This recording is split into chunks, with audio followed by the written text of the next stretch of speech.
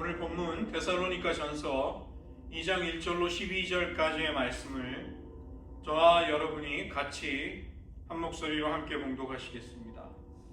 형제들아, 우리가 너희 가운데 들어간 것이 헛되지 않은 줄을 너희가 친히 아나니, 너희가 아는 바와 같이 우리가 먼저 빌립보에서 고난과 능욕을 당하였으나 우리 하나님을 힘입어 많은 싸움 중에 하나님의 복음을 너희에게 전하였노라.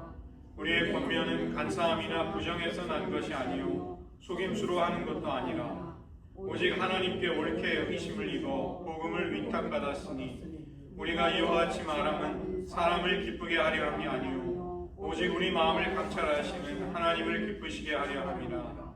너희도 알거니와 우리가 아무 때에도 아첨하는 말이나 탐심의 탈을 쓰지 아니한 것을 하나님이 증언하시느니라. 또한 우리는 너희에게서든지 다른 이에게서든지 사람에게서는 영광을 구하지 아니하였노라. 우리는 그리스도의 사도로서 마땅히 권위를 주장할 수 있으나 도리어 너희 가운데서 유순한 자가 되어 유모가 자기 자녀를 기름과 같이 하였으니, 우리가 이같이 너희를 사모하여 하나님의 복음뿐 아니라 우리의 목숨까지도 너희에게 주기를 기뻐함은 너희가 우리의 사랑하는 자가 됨이라. 형제들아, 우리의 수고와 애쓴 것을 너희가 기억하리니 너희 아무에게도 폐를 끼치지 아니하려고 밤낮으로 일하면서 너희에게 하나님의 복음을 전하였노라. 우리가 너희 믿는 자들을 향하여 어떻게 거룩하고 옳고 흠없이 행하였는지에 대하여 너희가 증인이요 하나님도 그러하시도다. 너희도 아는 바와 같이 우리가 너희 각 사람에게 아버지가 자녀에게 하듯 권면하고 위로하고 경계하노니, 이는 너희를 부르사 자기 나라와 영광에 이르게 하시는 하나님께 합당히 행하게 하려 함이라. 기도하시겠습니다. 하나님, 저희들 사도 바울이 자신의 생명까지도 주기를 아끼지 아니하며 또 아버지와 같이 또 유순한 유모와 같이 복음을 전달받아야 할 전도의 대상들, 그들 영혼을 사랑하며 섬겼듯 우리도 우리의 곁에 복음을 전하라고 주신 이들을 사랑하며 섬길 수 있도록, 또 우리의 입술을 열어 복음을 담대히 증언할 수 있도록 도와주시옵소서. 예수님의 이름으로 기도드립니다. 오늘은 양육의 영성 가운데 지난 시간에 전도라는 것은 마치 경작을 하듯이 씨를 뿌리고 추수하기까지 고된 노동, 많은 시간, 여러 가지 각 단계에 따르는 배려가 필요한 일이었다. 그것을 말씀드렸고, 오늘은 실제로 전도를 할 때 어떤 어려움들, 장애들이 있는가, 또 그것을 어떻게 성경은 우리에게 잘 피하고 극복하라고 말씀하시는가 살펴보도록 하겠습니다. 전도를 해보시면 우리가 다 경험하는 것은 전도는 상당히 쉽지 않고 힘든 일이고 또 불편을 감수하고 희생을 요하는 일이라는 것을 알 수 있습니다. 신학교의 한 교수가 이런 이야기를 했습니다. 기독교에 대한 위협은 무신론이나 물질주의나 공산주의가 아니다. 기독교의 가장 큰 위협은 자신의 믿음을 다른 사람들과 나누지 않고 몰래 천국에 들어가려는, 천국에 잠입하려고 하는 그런 그리스도인들이다. 이런 이야기를 했습니다. 먼저 신자들에게 이 전도의 어려움, 전도의 장벽이 있죠. 예수님은 제자들에게 추수할 것은 많되 일꾼이 적으니 추수하는 주인 하나님께 추수할 일꾼들을 보내어 달라고 하나님께 간구해라, 기도해라, 그렇게 말씀하십니다. 우리가 추수할 들판으로 나가게 되면 하나님의 명령을 감당하는데 장벽들, 어려움들이 있는 것을 경험하게 되는 것이죠. 방법론적인 장벽이 있습니다. 교회 사무실에서 세 사람이 전도를 놓고 토론을 하는 그런 장면을 묘사하는 만화가 있습니다. 그 사람이 그 가운데 한 사람이 무슨 얘기를 하면, 나는 누군가의 집에 가서 초인종을 울리고 도망치는, 잽싸게 도망을 쳤다. 나는 지금도 그렇게 하는데 우리 교회에서는 그런 행동을 아웃리치 훈련이라고 부른다. 그러니까 가서 뭔가를 알려주기 위해서 눌렀는데 말은 안 하거나 못하고 그 자리를 떠나는 것이죠. 그 다음에 또 다른 장면은 이발사가 이렇게 면도날을 가죽에 가는 것입니다. 그러면서 자기 손님에게, 손님 죽을 준비가 돼 있나요? 그러니까 전도를 굉장히 공격적으로 하고 물건을 강매하듯이 하고 뭐 겁을 주는 기술, 이렇게 하는 거를 연상하는 것이죠. 이 성경적이지 않은, 그리고 지혜롭지 않은 많은 고정관념들, 우리가 흔히 쓰는 전도의 접근법들이 있습니다. 인디안들은 사냥을 하면 사람의 머리가죽을 벗겨서 그걸 자기 전리품으로, 기념품으로 가진다고 하죠. 우리가 전도를 할 때 내가 몇 명을 전도했다, 자기의 영적인 트로피와 같이 이제 그런 태도로 전도를 할 수도 있고, 혹은 뭐 구두 주걱처럼 아무데나 어떻게든 끼워 넣기 위해서 복음과 이렇게 어떻게든 억지로라도 연결시키려는 태도, 사기꾼처럼 뭐 온갖 약속을 남발하면서 믿기만 하면 하나님이 이렇게 복 주신다, 기복주의적인 뭐 부흥사가 남발하는 그 공수표들. 사도 바울은 고린도전서에 먼저 보시면 10장에서 유대인이나 헬라인에게나 하나님의 교회나 거치는 자가 되지 않고 나와 같이 모든 일에 모든 사람을 기쁘게 하고 나의 유익이 아니라 많은 사람의 유익을 구해라. 그래서 그들로 구원을 얻게 해라. 고린도전서 10장 32절로 33절에서 바울이 하는 이야기입니다. 전도가 이루어지는 세 가지의 타입이 있는데, 선포형 전도, 조우형, 우연히 마주치고 만나게 돼서 이루어지는 전도, 그 다음에 관계형 전도가 있습니다. 사도 베드로는 오순절 설교를 통해서 3,000명의 사람들이 그의 설교를 듣고 하나님께로 돌아오죠. 선포형 전도를 하는 것입니다. 빌리 그레이엄 목사님이 소련 시절에 러시아에 가서 대중 집회를 열었는데, 이분이 러시아 말을 못하는데 자기 설교가 중간에 러시아어로 바뀌는 기적이 있었어요. 그런 탁월한 은사를 받은 사람들은 엄청난 복음 전도를 합니다. 그러나 그것은 특별한 은사와 기름 부음이 있어야 하는 것이죠. 그 다음에 사도행전 8장을 보면 빌립 집사, 성령과 지혜가 충만했던 초대교회 7 집사 중에 하나였던 빌립 집사는 성령의 감동을 통해 하나님이 그를 광야로 데려가십니다. 거기에는 에디오피아 여왕 간다게의 국고를 맡은, 우리나라식으로 말하면 재정부 장관쯤 되는 높은 지위를 가진 내시가 이사야서를 읽고 있었어요. 근데 네가 그걸 깨닫느냐? 나는 이게 무슨 뜻인지 모르겠다. 그때 그것이 이제 어린 양 예수님을 가리킨다는 것을 알려주고 거기에서 세례를 주는 것이죠. 우리 모두는 어쨌든 그리스도를 대표하도록 부름을 받은 것입니다. 내가 신자가 되었다는 것. 그러나 특별한, 사실은 개인 전도의 은사를 받은 분들은 탁월하게 전도를 잘하죠. 그러나 모두가 다 이런 은사를 받은 것은 아닙니다. 그렇지만 우리가 그렇지 않다 할지라도 복음을 전할 수 있는 부르심, 또 우리들에게 허락된 기회, 우리들에게 허락된 역량은 분명히 있는 것입니다. 오늘 본문 데살로니가전서 2장은 데살로니가 교인들과 사도 바울이 굉장히 탁월한 성령의 은사와 능력을 받은 사도였기 때문에 그는 온갖 상황에서 온갖 방법으로 복음을 전했을 것입니다. 그러나 오늘 본문을 자세히 보시면 그는 단지 복음을 던져주듯이 전한 것이 아니라는 것입니다. 데살로니가 교인들을 깊이 사랑해서 바울이 그들을 향해 가진 사랑을 데살로니가 교인도 알 수 있었던 것이죠. 왜냐하면 그는 관계 속에서 복음을 전하고 그 사람들을 양육했기 때문에, 개인적인 친밀한 관계 속에서 그가 복음을 어떻게든 그들에게 전해주고 싶어하는 그의 마음이 나와 있습니다. 8절, 하나님의 복음으로만 아니라 우리 목숨까지도 너희들에게 주는 것을 우리는 즐거워한다. 왜냐하면 너희들은 우리가 사랑하는 자들이기 때문이다. 그래서 관계형 접근이라는 것은 믿지 않는 사람들과 개인적인 관계를 맺으면서 그들을 영적으로 세워나가기를 원하는 모든 사람들이 시도해 볼 수 있는, 접근해 보고 실천해 볼 수 있는 방법인 것입니다. 강요하지 않는 대화 속에서 인간관계 가운데 전도가 가장 보편적으로 많이 이루어지고 있다고 합니다.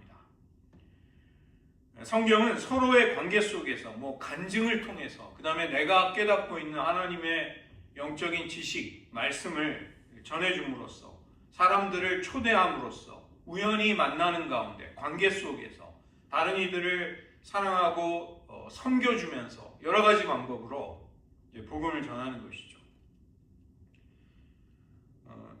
두 번째는 두려움의 장벽이 있는데, 우리는 소금으로, 세상의 소금으로 부름을 받았는데 왠지 우리의 소금 맛이 이게 희석이 되고 옅어졌어요.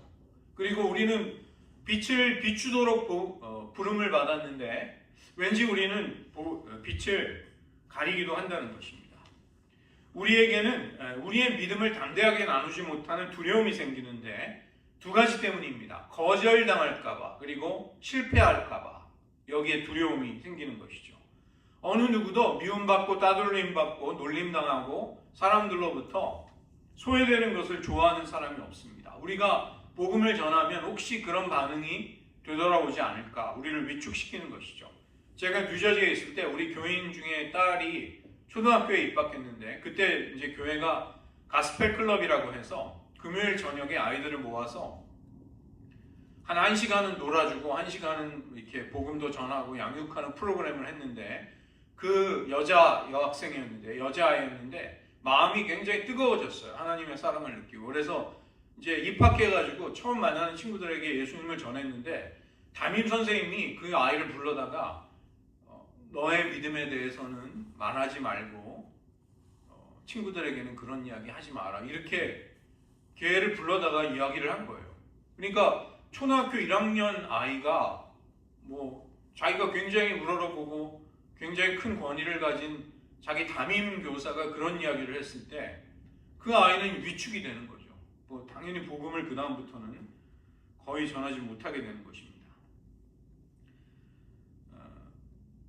그러한 두려움은 그렇지만 하나님에 대한 미숙한, 성숙하지 못한 관점에서 이제 시작이 되는 것이죠. 우리의 안전함, 우리의 정체성, 우리가 무언가를 했을 때 괜찮을까?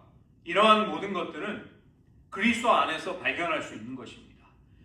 우리가 어찌 보면 흔들리는 연약한 인생, 자기 코에 호흡을 하나님이 거두어 가시면 순식간에 끝나는 그런 인생들을 두려워할 필요는 없는 것이죠. 아무리 우리가 누군가를 우러러보고 존경해도 어찌 보면 다 100m 미인입니다. 가까이 가서 보면 주근깨가 보입니다. 못생겼어요. 멀리서 볼 때야 예쁜 겁니다. 우리는 사람들과의 관계보다는 하나님과의 관계 속에서 우리가 무엇을 해야 하는지를 생각할 필요가 있고, 우리가 복음을 전해서 거절을 당해도 우리가 거절을 당한다기보다 하나님이 전하라고 하신 하나님의 선물을 그들이 거절하는 것이다, 이렇게 보아야 할 것입니다. 관계형 전도는 몇 날, 몇 주 혹은 수년을 필요로 하는 것이죠. 영국의 브리스톨에서 오직 기도의 응답으로 고아들 수천 명을 먹인 믿음의 사람이 있습니다. 조지 뮬러라는 사람인데, 이분이 평생을 놓고 친구 3명이 구원받기를 기도했는데 두 사람은 조지 뮬러 생전에 회심을 했어요. 한 사람은 끝끝내 안 믿었는데 조지 뮬러가 죽고 나서 수년이 지나서 그 친구가 예수님 앞으로 돌아왔습니다. 우리가 전도의 어느 시점에 어느 과정 속에 참여를 하든지 간에 하나님께 결과를 맡겨드리고, 그러면 우리는 하나님 앞에 안식하면서 하나님의 능력을 신뢰할 수 있는 것입니다. 하나님이 우리에게 주신 것은 두려워하는 마음이 아니라 오직 능력과 사랑과 근신하는 마음이다. 이 마음이 헬라어로는 푸뉴마, 능력과 사랑과 근신의 영을 주셨다. 그래서 하나님께, 우리가 하나님의 자녀라면 복음을 전할 때 하나님은 우리와 함께 하시고 능력을 주실 것이다, 이것을 신뢰하고 안식해야 하는 것이죠. 세 번째는 우리 자신이 자꾸만 부족함을 느끼는 것이 전도를 하는데 장벽이 되는 것입니다. 나는 전도를 하는 데 있어서, 내 믿음을 나누기까지 하는 데 있어서는 나는 부족한 사람이다, 나는 모자라다, 자격 미달이다, 이런 것이 우리를 머뭇거리게 하는 것이죠. 그러나 우리의 만족은 우리들 자신이 아니라 우리를 부르신 그리스도께로 말미암는 것입니다. 그게 이제 고린도후서 3장 46절인데, 우리가 그리스도로 말미암아 하나님을 향하여 이 같은 확신이 있으니 우리가 무슨 일이든지 우리에게서 난 것 같이 생각하여 스스로 만족할 것이 아니니 우리의 만족은 오직 하나님께로서 났느니라. 바로 이어지는 말씀이 뭐냐면 저가 우리로 새 언약의 일꾼 되기에 만족해 하셨으니 하나님이 우리를 만족하신다는 것입니다. 새 언약의 일꾼으로 복음을 전하는 일에 우리를 쓰시겠다는 것을 하나님이 만족하셨다면 우리는 그것에 가부를 우리가 결정해서는 안 되는 것이죠. 우리가 사람들을 그리스도께 인도해도 그들을 오직 주님이 역사해 주셔야 변화시켜 주실 수 있습니다. 어차피 주님께 달려있는 일입니다. 그래서 우리는 주님이 당부하신 일을 하는 것이죠. 우리가 전도의 어떤 과정에든 참여한다는 것, 그것은 우리를 통해 역사하시는 하나님이 아니시라면 결코 일어나지 않을 일, 일어날 수 없는 일에 우리가 그 일에 우리를 하나님께 드리는 것입니다. 그 다음에 복음을 나눌 때 반대 의견이 딱 제기가 되면 이거 어떻게 대답을 해야 될지 모르겠다. 당혹스러워하고 우리가 그런 부분에 준비가 부족하다는 생각을 할 때가 있습니다. 디모데후서 2장 15절을 보면 사도 바울은 디모데에게 믿음의 진리의 말씀을 옳게 분별하여 부끄러울 것이 없는 일꾼으로 인정된 자로 자신을 하나님 앞에 드리기를 힘쓰라. 이 진리의 말씀을 옳게 분별한다는 것은 말씀의 검으로 말씀을 딱딱 쪼갤 수 있는 능력, 적절한 말씀을 적용할 수 있는 능력, 너 그것을 키워라. 그런 면에서 자신을 인정된 자로 하나님 앞에 드리기를 힘써라. 우리도 그런 것입니다. 많은 사람들이 단순하게 간략하게 복음 제시를 하는 것이 어렵다고 생각하지만 그것을 배우는 것은 어렵지 않습니다. 평범한 질문에 대해서 어떻게 대답을 해야 될지 모르겠다. 그러니까 나는 복음을 전할 수 없다. 그렇게 꺼려할 필요가 없다는 것입니다. 우리가 준비한 것에 하나님은 은혜를 주시고 또 우리는 그런 하나님을 의지할 수 있는 것이죠. 그러나 만약에 우리가 준비에 실패한다면 우리는 실패할 준비를 하는 것입니다. 언어 유희 같지만 하워드 핸드릭스가 한 말입니다. 우리가 복음 전하는 것을 준비하는 데 있어서 실패한다면 우리는 벌써부터 실패할 준비를 하는 셈이 된다. 네 번째는 무관심의 장벽인데 우리는 하나님의 마음, 그것보다는 내가 골똘히 몰두하고 내가 신경 쓰는 것에 마음이 쏠릴 때가 많이 있는 것이죠. 대부분의 신자들이 믿음을 가지게 되면 2년 정도 지나면 불신자 친구가, 믿지 않는 친구가 우정의 영역 속에 많이 사라진다는 통계가 있습니다. 신앙의 연수가 오를수록 믿지 않는 친구가 우리들의 삶의 교제권 속에 많이 없다는 것이 우리의 흔한 일상적인 경험인 것이죠. 그래서 복음을 전하고자 노력하는 사람들은 많은 경우 이제 믿기 시작한 사람들, 그런 사람들 안에는 첫사랑의 기쁨과 열정이 있는 경우가 많이 있습니다. 오히려 성숙하고 준비도 되어 있는 그리스도인들은 예전처럼 전도를 잘 하지 못하거나 하지 않고 있는 것이죠. 승객이 4명인데 낙하산이 3개밖에 없는 비행기에 관한 이야기가 있습니다. 그 비행기에는 이제 파일럿, 그리고 목사, 또 천재, 그리고 보이스카우트 어린아이, 이 4사람이 타고 있었습니다. 비행 도중에 엔진에 불이 나고 비행기가 추락할 위험에 처하니까 제일 먼저 조종사가 조종석에서 낙하산을 메고 뛰어내렸습니다.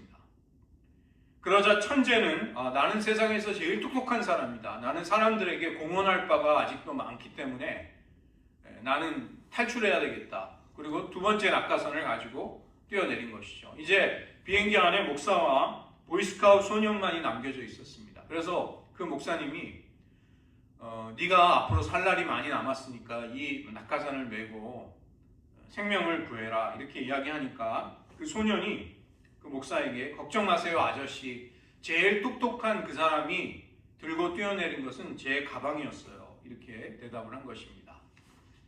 실제로 우리가 살아가는 세상은 지금 전쟁과 불황, 또 소망이 보이지 않는 미래의 불확실성 속에서 곤두박질 치고 있는 것이죠.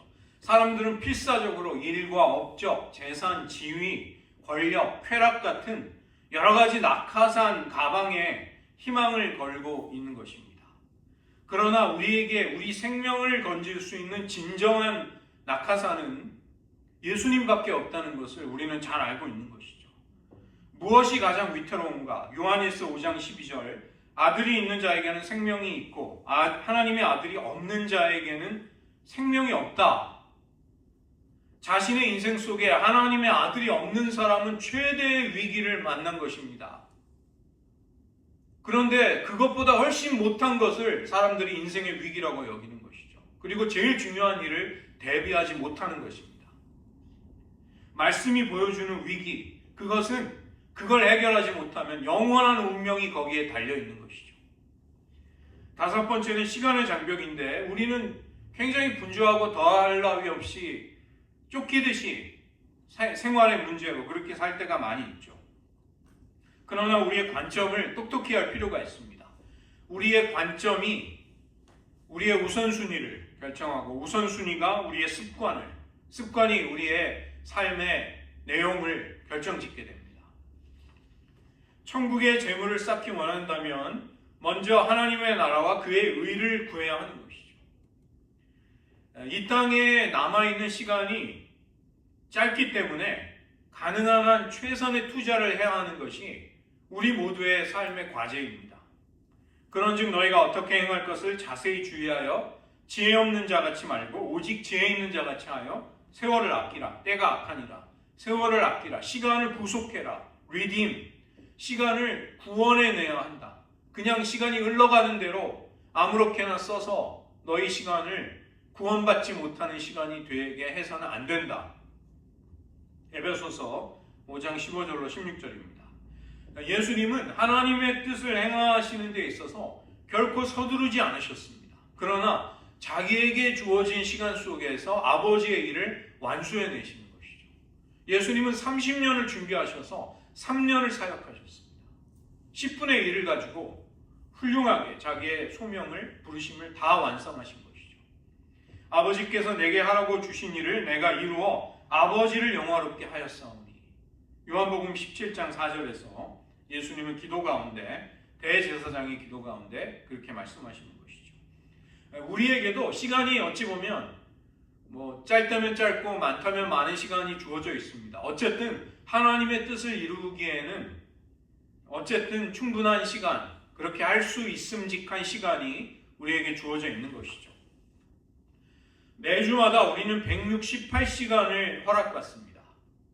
만약에 우리가 15분, 30분 단위로 우리의 시간의 질을 조사해 본다면 거기서 얼마나 많은 시간이 허비됐는지, 또 부산하고 쓸데없이 시간이 아스러져 버렸는지 우리가 찾아낼 수 있을 것입니다.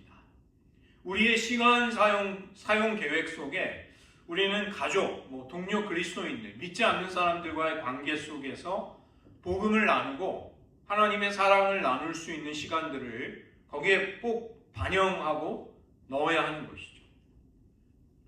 영혼을 바라보는 관점에서 우리가 시간 사용을 주의 깊게 하지 못한다면 우리의 우선순위가 무너지게 되고 믿음을 실천한다는 것은 공허한 이야기가 되는 것이죠. 여섯 번째는 분리의 장벽인데 접촉을 안 한다면, 아예 접촉이 없다면 우리는 상처받을 일도 없고 충격을 받을 일도 없습니다. 좋은 의미의 충격, 나쁜 의미의 충격, 우리는 아예 그냥 만남이 없이 로빈슨 크루소처럼 사는 것이죠. 그러나 로빈슨 크루소도 나중에 프라이데이라는 자기를 도와주는 또 한 사람을 만나잖아요. 그 무인도에.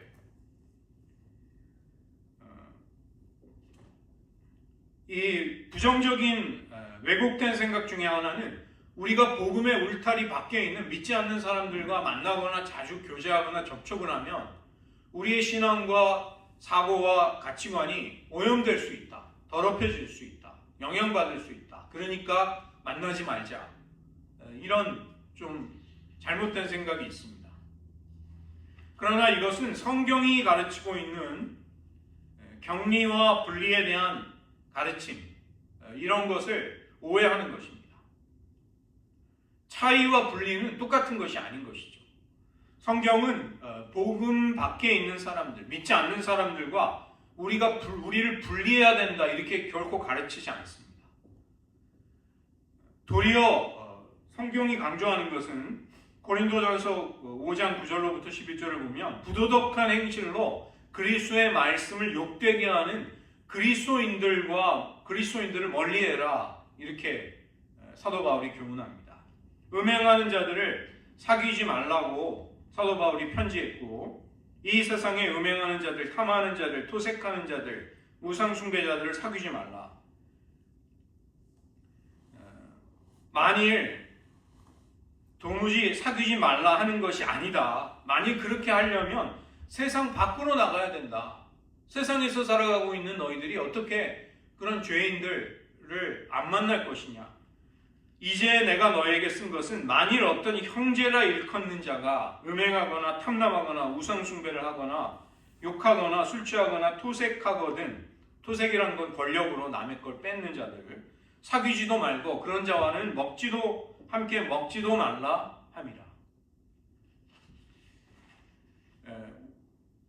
우리는 어느 누구와도 죄악되고 불순한, 하나님 보시기에 하나님이 기뻐하시지 않는 행동들에 빠져들어서는 안 되는 것이죠. 그러나 타협하지 않고도 믿지 않는 친구들과의, 교제하는 사람들과의 관계 속에서 공감대를 찾고 넓은 영역에서 복음을 전할 기회를 가질 수 있는 것입니다. 사업가로 유명했던 그 김우중 씨, 그가 재벌로 살아간다는 게 얼마나 많은 술자리를 했을까요? 근데 김우중 씨는 술을 한 방울도 마시지 않는 것으로 유명했습니다. 술자리에서 건배를 하고 분위기도 잘 맞췄지만 그분은 술을 입에 대지 않았어요. 우리는 세상과 친구가 될 수 없지만, 그러나 세상 사람들과 친구가 되어서 주님을 전할 수 있어야 합니다. 사람들은 죄를 사랑하고 죄인을 미워합니다. 그러나 우리는 예수님처럼 죄를 미워하고 죄인들을 사랑할 수 있어야 합니다. 우리의 사명은 자기 행실을 스스로 깨끗하게 할 수 있는 그런 사람을 얻는 것이 아닙니다. 그런 사람은 없습니다. 사람의 아니든 바뀌든 사람을 변화시킬 수 있는 유일하신 분은 예수님이시고, 우리는 예수님에게로 다른 사람들을 데려가는 것, 예수님에게로 그들을 인도하는 것, 예수님을 소개하는 것, 그것이 우리가 할 수 있는 일이죠. 분리가 왜 성경적이지 않은가, 전도의 장벽이 되는가? 이스라엘의 갈릴리 호수와 사해를 보면 알 수 있습니다. 갈릴리 호수는 물이 흘러 들어와서 물이 빠져나가기 때문에 생명이 풍부합니다. 그러나 사해는 이름과 같이 데드 씨, 죽어 있는 것이죠. 들어온 물이 나갈 수가 없기 때문입니다. 우리가 열심히 교육받고 코이노니아, 교제도 하는데 그게 영적인 분명히 활력을 우리에게 가져다 줍니다.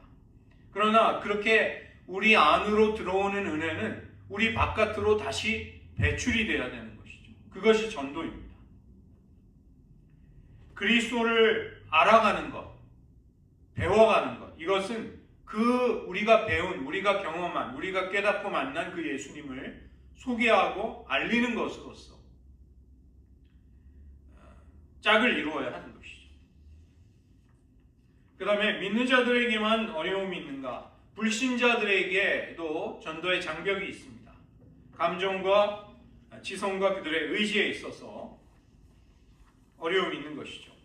감정적인 장벽, 대부분의 불신자들, 믿지 않는 사람들은 조직화된 종교, 그리스도인, 기독교에 대한 부정적인 생각, 반감을 가지고 있습니다.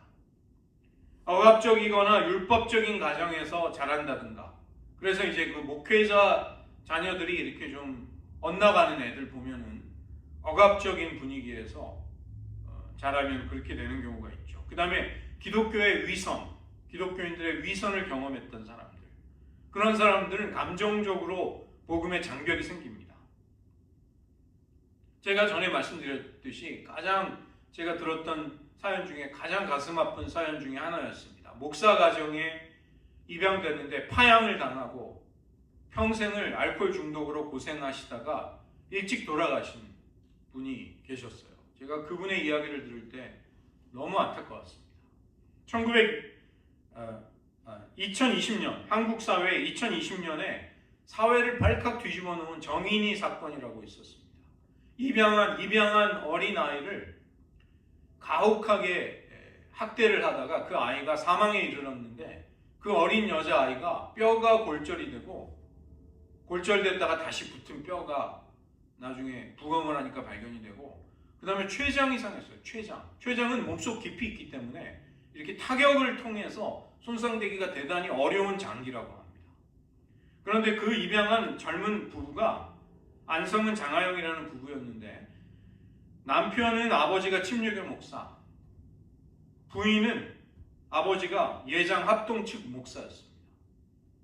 둘 다 한동대, 기독교 사립학교로 유명한 한동대 커플. 그러니까 이제 그런 일이 한번 터지면 전도가 한국 사회에서 얼마나 어려워질까요? 우리가 이런 감정적인 반감과 장벽을 극복할 수 있는 방법은 공통의 관심사를 중심으로 해서 믿지 않는 사람들을 사랑하고 섬기는 것입니다. 관계의 다리를 놓는 것입니다. 벽은 이 다리를 하나 세운다고 해보세요. 얼마나 어려울까요? 얼마나 많은 수고와 시간을 필요로 할까요? 근데 벽을 세우는 것은 아주 쉽습니다. 벽은 금방 만들어집니다. 분리와 반감과 거부감의 벽이라는 것은 금방 만들 수 있지만 다리를 놓는다는 것은 참 어려운 일이죠. 그러나 우리가 살아가는 이 땅에서 믿지 않는 사람들을 우리가 얻기를 원하고 그들을 소중히 여긴다면 우리가 기꺼이 그런 관계의 다리를 놓으려고 할 때 그들은 우리의 진심을 알아줄 것입니다. 그러나 우리가 그런 노력을 기울이지 않는다면 우리가 그들이 천국 가기를 바란다는 우리의 말을 그들은 믿지 못할 것입니다. 불신과 부정적인 고정관념은 신중하고 사심이 없고 사랑의 마음이 있고 신뢰할 만한 친구가 곁에 있다면 조금씩 극복이 되는 것이죠. 친구의 한결같은 우정. 그런데 참 인격적이고 본받을 만하고 자기를 배려해주고 변함없고 끝까지 사랑해주고 그러면서도 상처 주지 않고 그런 친구. 우리가 믿지 않는 친구들을 위해 기도하고 함께 할 수 있는 활동을 같이 하면서 관계를 발전시켜 나갈 때 그들은 우리의 삶에 무언가 다른 점을 알아차리기 시작하고 질적으로 다른 종류의 삶이 가지는 소망에 대해서 관심을 가지게 될 것입니다. 사실 이 복음을 전하면은 그 복음 자체가 믿지 않는 사람과 사상적으로 대립하는 메시지가 거기에 담겨 있죠. 그런데 우리가 맺는 관계까지 긴장감이 있고 충돌하고 있다면 복음을 전한다는 것은 사실상 거의 어려워지는 것입니다. 자기 남편 짐 엘리엇 선교사를 죽인 에쿠아도르의 아우카 부족에게 아내였던 엘리자벳 엘리엇은 남편이 죽은 지 2년 6개월 만에 2살 배기 자기 어린 딸을 데리고 그 부족에게로 들어가서 살기 시작합니다. 다른 함께 순교한 선교사가 모두 5명이었는데 다른 선교사의 아내들도 같이 들어왔어요. 그래서 선교한 지 10년 만에 짐 엘리엇을 죽였던 원주민 키모라는 원주민이 아우카 부족 최초의 목사가 됩니다. 순교한 선교사들의 자녀 중에 둘이 아버지가 죽임을 당한 그 강에서 세례를 받았어요. 그리고 짐 엘리엇의 딸은 아우카 부족과 함께 살기도 했습니다. 이 5명의 순교사들이 1956년도에 순교했는데 36년이 지나서 1992년도에 아우카 부족의 말로 번역된 신약 성경 봉헌식이 이루어졌습니다. 그때 온 부족이 우리는 다 그리스도를 믿기로 했다고 하나님 앞에 나왔습니다. 36년이 걸렸습니다. 불신자들과 함께 관심사를 나누면서 우리가 우정을 만들어 나갈 때 그것은 우리가 다리를 놓는 것입니다. 그들을 우리들의 믿음의 세계로 이끌어 올 수 있는 다리가 되는 것이죠. 그게 있어야 그들은 그 다리를 건너서 우리가 지금 예수님과 누리고 있는 이 관계라는, 믿음의 세계라는, 성경의 진리라는 이쪽으로 넘어올 수가 있습니다. 당연히 그렇게 하는 데는 많은 시간과 노력이 드는 것이죠. 신자들 가운데 불신자들과 시간을 보내는 것에 거부감이나 두려움을 가지는 사람조차 있습니다. 그것은 우리의 신념, 우리의 믿음을 타협하는 것이 아니냐. 그러나 그렇게 생각하는 것은 성경적이지 않습니다. 사도 바울은 여러 사람에게 내가 여러 모양이 된 것은 아무쪼록 몇몇 사람들을 구원하고자 합니다. 사도 바울은 유대인 신자들을 전도하고자 할 때 그들의 정결법, 정결규례, 안식일법 이런 걸 지켰습니다. 왜냐하면 지켜야 그들과 관계를 맺고 전할 수 있으니까. 그러나 할례 받지 않은 이방인들에게는 할례를 강요하지 않았어요. 할례를 강요하면 그들이 복음의 세계로 넘어올 수가 없게 되는 것이죠.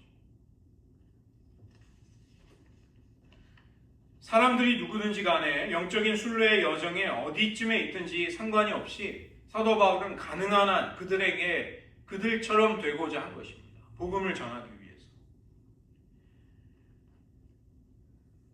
바울은 자신의 가치관이나 사상을 속된 것으로 물들이거나 타협하지 않으면서도 그러나 우정을 나누고 또 의사소통을 할 수 있었던 것이죠. 우리가 그리스도를 전해야 한다고 할 때 그 우리가 전해야 할 무대는 우리가 살아가는 이 세상입니다. 천국 가서 전도할 일은 없겠죠. 우리의 임무는 하나님이 우리에게 아직 우리의 영향력, 만남이 허락되는 관계 속에 있는 사람들에게 관심을 기울이는 것입니다. 누가복음 15장을 보시면 잃어버린 양의 비유, 잃어버린 동전의 비유, 잃어버린 아들의 비유가 나옵니다. 진짜 공교로운 것은 며칠 전에 저희 집에도 그런 일이 있었는데 저희 아내가 다이아 반지를, 인조 다이아긴 하지만 화장실에서 잃어버린 거예요. 그래서 막 난리를 치고 막 다 뒤졌는데 못 찾아가지고 이제 출근을 했는데 그 다음날 결국은 찾아내더라고요. 포기하지 않고. 그게 어디 있었냐면 이렇게 종이로 된 상자 속에 들어가 있었습니다. 이렇게 떨어지면서 탁 튀겨가지고. 그 잃어버린 거를 찾기 위해서 막, 야, 대단하다. 열정이 대단하다. 저는 그냥 하나 사라고 그랬거든요. 못 찾으면. 잃어버린 양 한 마리를 잊어버리고 99마리의 우리의 양들과 흐뭇하게 만족스럽게 지낼 수 있지만 목자는 그렇게 못하는 것입니다. 열심히 잃어버린 양을 찾는 것이죠. 하나하나가, 한 마리 한 마리가 다 소중하기 때문에 그런 것입니다. 죄인 하나가 회개할 때 회개할 것이 없는 의인 99을 인해 천국에서 있는 기쁨보다 더 큰 기쁨이 하늘에서 잔치가 벌어지게 되는 것이죠. 두 번째로는 지적인 장벽이 불신자들이 복음을 받아들이는 것을 막게 됩니다. 이것은 우리가 가진 신앙을 지성적으로 검증을 할 수 있다는 것입니다. 우리는 두려워할 필요가 없습니다. 이 복음은 진리이기 때문에 우리는 담대할 수 있는 것입니다. 우리가 지적인 교만에 빠지는 사람을 어리석다고 하듯이 지적인 정직함을 추구하지 않는 것도 잘못된 것이죠. 사람들이 질문을 할 때는 숨겨진 의도가 있습니다. 사람들이 대답을 듣기 원할 때 우리는 그리스도인으로서 이제 어떤 책임이 생기는 것이죠. 만약에 어떤 교수님이 학생들에게 시험에 나올 문제를 다 알려준 다음에 대답을 하지 못하게 되면 그 대답을 하지 못하는 것은 올바른 대답을 찾지 못한 건 학생의 몫입니다. 그래서 효과적인 전도를 위한 준비는 사람들이 우리에게 할 법한 질문에 대해서 이제 어느 정도의 준비를 하는 것이죠. 예상하지 못한 질문이 나오면 정직하게 모른다고 하고 대답을 찾겠다고 하면 됩니다. 그러나 항상 거의 비슷한 질문을 우리가 접하는데도 그것에 대답할 말이 준비되어 있지 못하다면 우리들의 책임이 거기에는 있는 것입니다.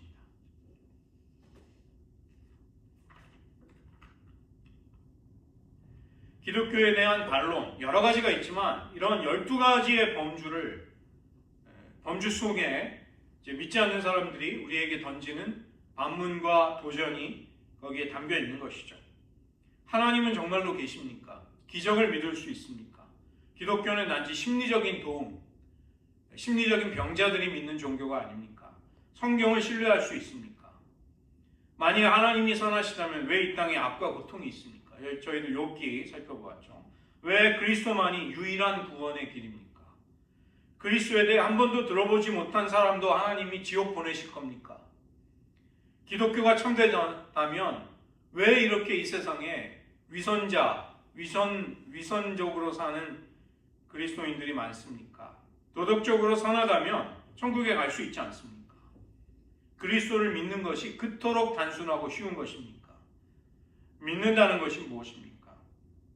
구원을 어떻게 확신할 수 있습니까? 이런 12가지 범주에 질문이 나오고 여기에 기본적으로 변증, 대답해 줄 수 있는 우리는 준비를 할 수 있는 것이죠. CRC, 저희가 속한 교단은 하이델베르크 교리문답과 벨식 신조를 통해서 제가 이제 살펴보니까 이 네덜란드 사람들이 정말 지적이고 정리를 너무 잘하는 사람들이에요. 아주 이성적이고. 그래서 우리가 사실 그런 하이델베르크 교리만 배워도 어지간한 신앙의 질문은 우리가 다 대답할 수 있습니다.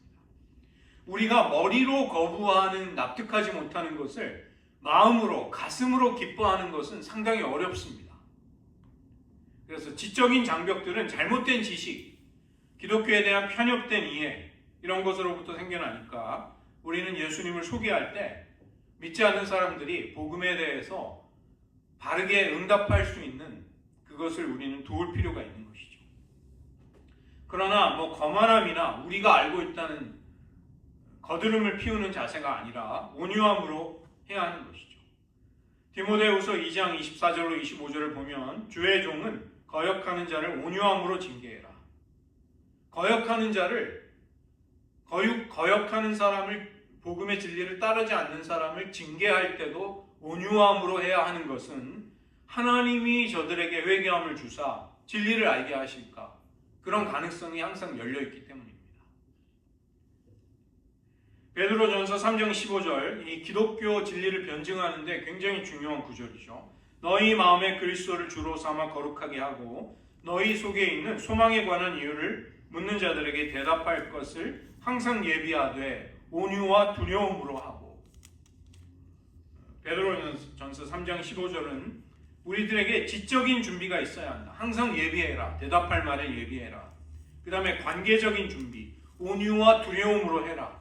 영적인 준비, 너희 마음에 그리스도를 주로 삼아 거룩하게 해야 된다. 그래서 지식과 기술, 무엇을 말할 것인가와 어떻게 말할 것인가를 사도 베드로는 우리들에게 당부하는 것입니다. 그 다음에 유다서를 보면 유다가 이제 예수님의 이복 형제였던 그 유다거든요. 초대교회가 기둥같이 여기는 사도. 사랑하는 자들아, 내가 우리의 일반으로 얻은 구원을 들어 너에게 편지하려는 뜻이 간절하던 차에 성도에게 단번에 주신 믿음의 도를 위하여 힘써 싸우라는 편지로 너희를 권하여야 할 필요를 느꼈노니. 유다서 1장 3절입니다. 그래서 기회가 생겼을 때 우리는 복음을 온유함으로 잘 변증해주고 설명해주고 그 다음에 진리를 거스리는 자, 그들에게는 하나님이 주시는 믿음의 도를 위해 힘써 싸울 수 있어야 하는 것이죠. 그렇지만 그것을 정말 다툼을 일으키면서 다른 이들을 꺾어버리겠다, 이겨야 되겠다 이런 식으로 싸우라는 것이 아닙니다. 그들을 사랑하고 애정을 가지고 귀를 기울이면서 듣는 법을 사랑으로 우리가 듣고 있는 가운데 그 일을 할 수 있는 것이죠. 세 번째는 의지적인 장벽인데, 감정적인 장벽은 부정적인 경험, 반감, 좋지 않았던 경험 속에서 생기고, 지적인 장벽은 성경적인 세계관에 대한 잘못된 선입견, 복음에 대한 그릇된 이해로부터 생기게 되고, 우리는 우정을 통해서 다리를 놓아야 하고 또 예수님의 진리를 사람들과 나눌 수 있는 기회 속에서 이제 응답을 해야 된다면 의지적인 장벽은 이것은 하나님과 불화하고 하나님과 어긋나 버린 인간의 죄악된 본성으로부터 나오는 것입니다. 그래서 의지적으로 그리스도를 거부하고 복음을 적대시하는 사람들에게는 기도와 성령의 역사가 아니고서는 이 장벽이 극복이 될 수가 없습니다. 이것은 어떤 테크닉으로 될 수 있는 것이 아니라 우리가 기도하는 것을 통해 하나님이 역사하시고 은혜를 주실 때 이 어려움을 극복할 수 있는 것이죠. 그래서 우리 자신도 그렇고 누군가도 그리스도와 관계를 맺고 그 관계가 진전되기 위해서는 기도로 시작이 되고 기도로 유지되고 그 끝마침도 기도로밖에는 되지 않습니다. 진정한 전쟁터는 기도의 자리이고 진정한 겸손의 자리 역시 우리가 기도의 무릎을 꿇는 자리가 되는 것이죠. 만약에 우리가 기도를 전도의 뒷전에 두게 되면 우리는 마차의 수레 앞에다가 달리는 말을 두려고 하는 것과 똑같은 것입니다. 사도 바울은 에베소 교회와 골로새 교회에 보내는 편지 속에서 자신을 위해 기도해 주기를 중보 기도를 부탁하고 있는 것이죠. 내가 복음을 전할 수 있도록 담대하게 입을 벌려 그리스도의 소식을 그리스도를 증언할 수 있게 해달라. 그것을 부탁하는 것입니다.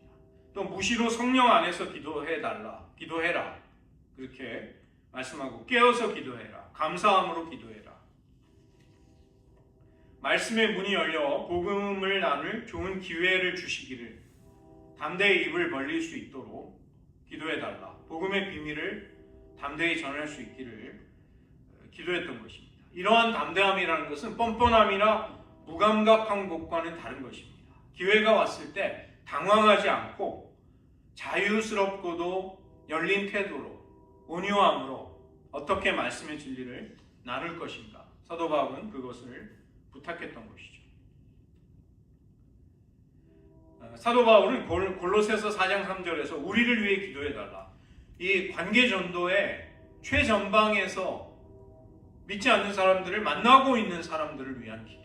이게 필요하죠. 우리가 선교사들을 위해, 복음 전도자들을 위해, 또 우리가 누군가와 관계를 맺고 복음을 전하려고 할 때, 그때 그러한 사람들에게 꼭 기도가 필요합니다.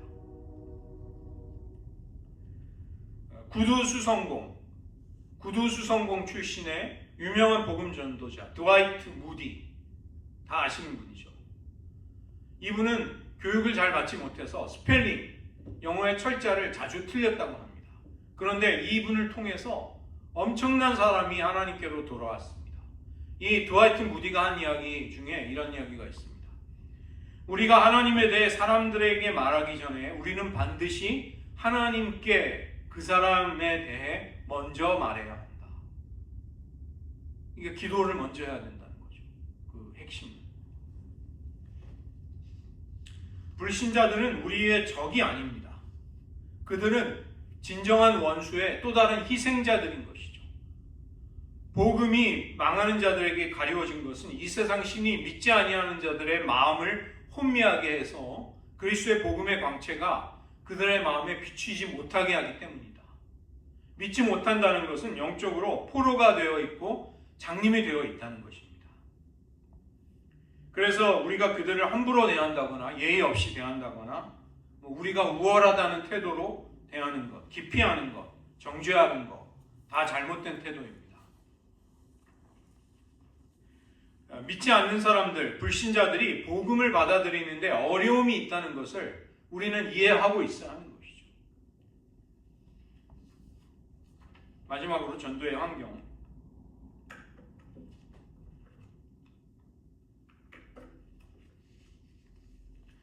시각적인 도구, 우리가 복음을 전할 때 시각적인 도구는 우리의 삶입니다. 복음을 따라 살아가는 우리의 삶.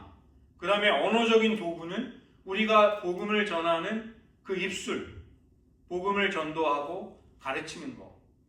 이런 것이 수단이죠. 또 그것과 함께 우리가 또 생각해야 될 것은 개인적인 접촉, 우정, 사랑의 관계, 공통의 관심사를 통해 믿지 않는 사람들과 맺는 관계, 이러한 것이 복음에 꼭 필요한 것입니다. 예수님은 이 땅에 오셔서 영생하시는 하나님의 마음, 하나님의 성품과 사랑을, 하나님의 존재를 예수님 자신이 우리에게 보여주셨어요. 자기 자신을 통해, 자신의 삶과 가르침을 통해, 죽음과 부활을 통해. 우리는 모든 사람들이 우리를 보고 그리스도를 읽을 수 있는 편지입니다. 우리는 그리스도의 편지입니다. 우리의 편지 속에 이상한 게 쓰여 있으면 다른 사람들은 그리스도를 발견하는데 어려움을 경험하게 되는 것이죠.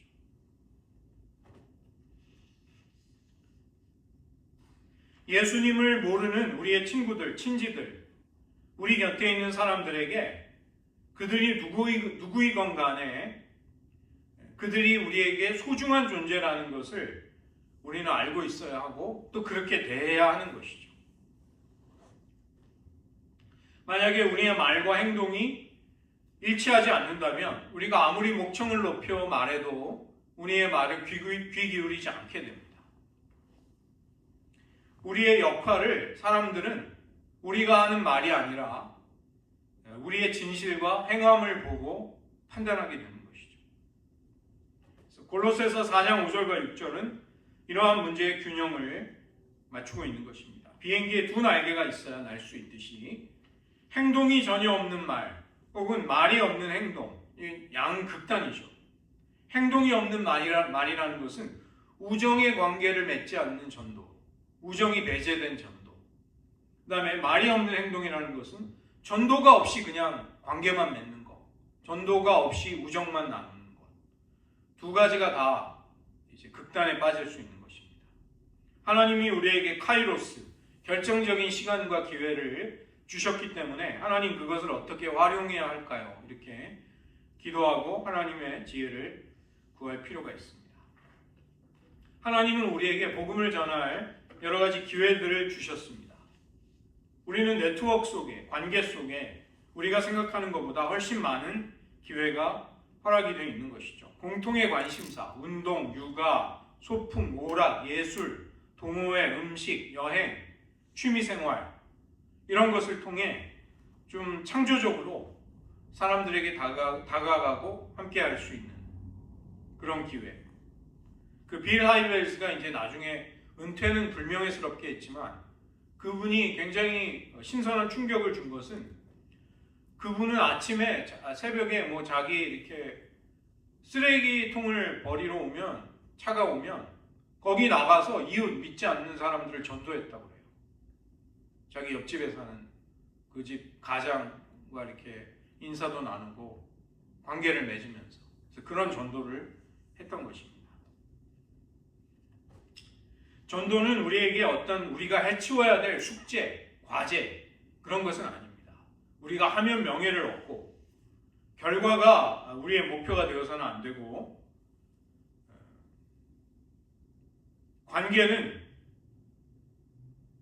관계가 수단이 되어서는 안 되는 것이죠. 우리의 부르심은 그냥 조건이 없이 사랑하고 섬기고 기회가 허락이 되는 대로 복음을 전하기를 힘쓰는 것입니다. 다른 사람과 특별히 믿지 않는 사람들과 사소한 대화를 나누다가 영적인 주제로 바뀔 때는 상투적인 말, 신학적인 용어를 피하는 것이 지혜롭습니다. 강압적이거나 논쟁적이 되어서는 안 되는 것이죠. 온유와 하나님을 경외하는 두려움을 가지고 그런 모든 사람들을 대해야 되고 예수님은 자신의 공생의 사역을 사실은 전도하시기 위해서 사셨던 것이죠. 제자들을 사람 낚는 어부로 부르시고 지상명령을 또 맡겨주심으로써 이 일이 계속되도록 하신 것입니다. 그래서 우리가 이런 전도의 소중함, 이 영광스러움, 이것을 우리는 깨닫고 하나님이 우리에게 주신 기회, 우리에게 허락된 시간들을 잘 감당하면서 천국의 상급을 이 땅에서부터 준비하는 삶이 되시기를 축원드립니다. 말씀을 의지하면서 저희들 잠시 기도하겠습니다. 신자들 가운데 복음을 전하는 장벽과 어려움이 있다고 말씀드렸습니다.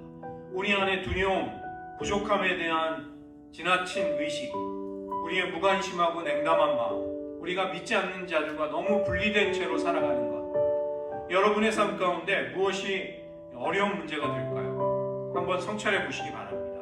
그 장벽들을 넘어서기 위해서 무엇을 해야 될까요? 하나님께 여쭤보시기 바랍니다. 불신자들과 믿지 않는 사람들과 사심 없는 인간관계를 만들어 나가는 것, 그것이 여러분의 마음속에 좀 편안하게 그래도 내가 힘써야 될 일이라 이런 느낌이 드십니까? 아니면 불편하게 느껴지십니까? 그러한 관계를 위해 여러분은 어떤 투자와 배경, 그런 것을 위해 여러분의 삶을 쏟고 계십니까? 사람들이 기독교에 대해 12가지 기본적인 범주로 질문을 합니다. 그것에 대답할 말을 여러분 항상 예비하고 준비하고 계시는지요?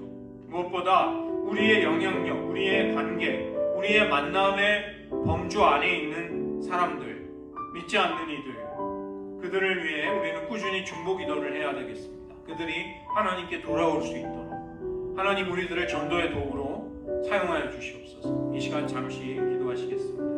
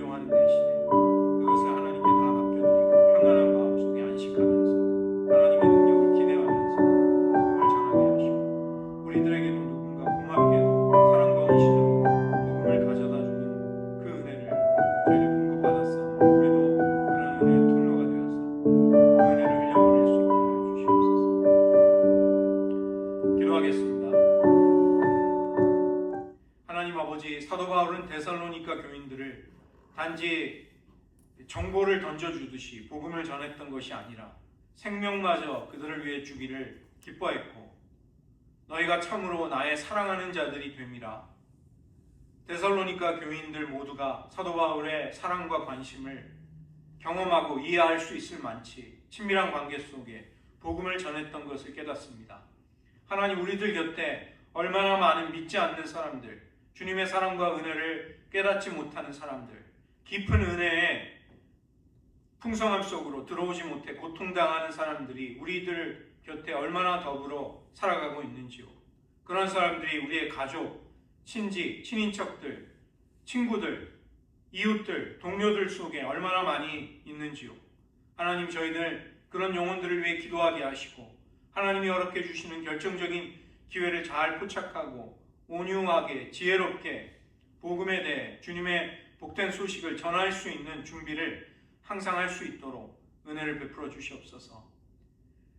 저희들 이 시대 교회가 침체와 어려움을 겪고 있지만, 그러나 인간의 영혼이 간절히 그리스도를 필요로 하고 하나님의 사랑이 없을 때 그들에게 생명이 없다는 엄청난 위기 속에 있다는 것을 저희들 영적으로 내다보면서 꿰뚫어 보면서 그런 이들을 향한 사랑과 관심을 실천할 수 있도록 도와주시옵소서.